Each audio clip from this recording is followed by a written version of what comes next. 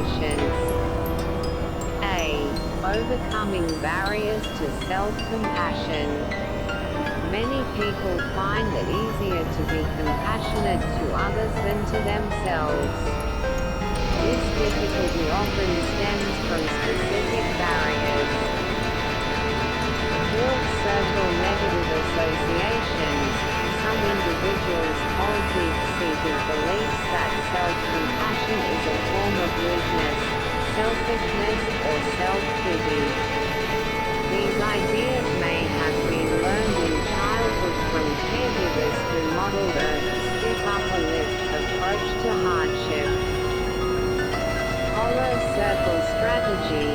Overcoming this requires gently questioning these beliefs. Reflect on where they came from and observe their impact on your life. Practice holding them more lightly. A simple daily question: how am I feeling, and what can I do to help myself today? Can begin to create a new, more supportive internal habit. Build circle fear of emotion.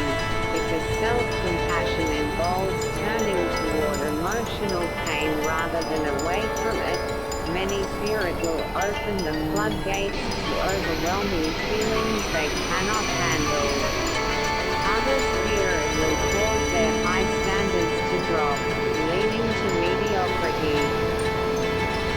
Hollow circle strategy. Treat this fear as a learned pattern that can be changed. Start small. When a minor frustration occurs, experiment with offering yourself a few kind words in a warm tone. Repeatedly practicing with small difficulties builds the capacity and confidence to handle larger ones over time. Build circle a harsh inner critic. A deeply ingrained habit of self-criticism or a sense of low self-worth can make self-compassion feel undeserved or even shameful. Hollow circle strategy. Employ a perspective-taking exercise. Imagine a loved one is describing the exact situation you are in. What will you say to them? What will your tone of voice be? What compassionate action will you take?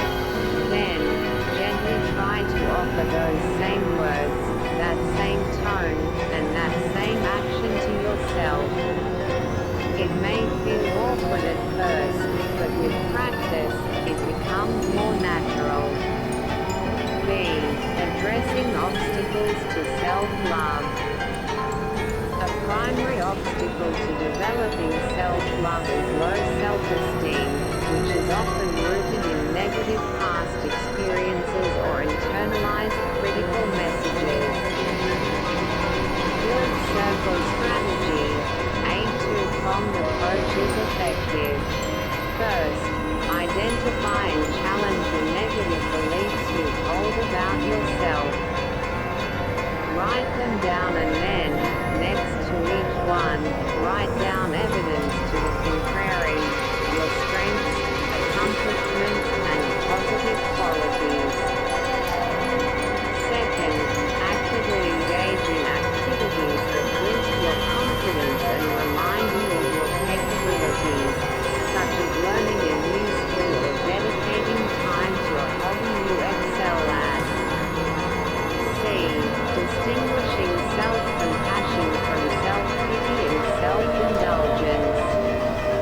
To embrace self-compassion fully, it is essential to distinguish it from its unhealthy lookalikes. Build circle self-compassion versus self-pity. Self-pity is isolating. It says, "for me," and becomes immersed in the uniqueness of one's own suffering. Self-compassion is connecting. It recognizes that suffering is part of the shared human condition, which fosters a sense of belonging rather than isolation. Build circle self-compassion versus self-indulgence.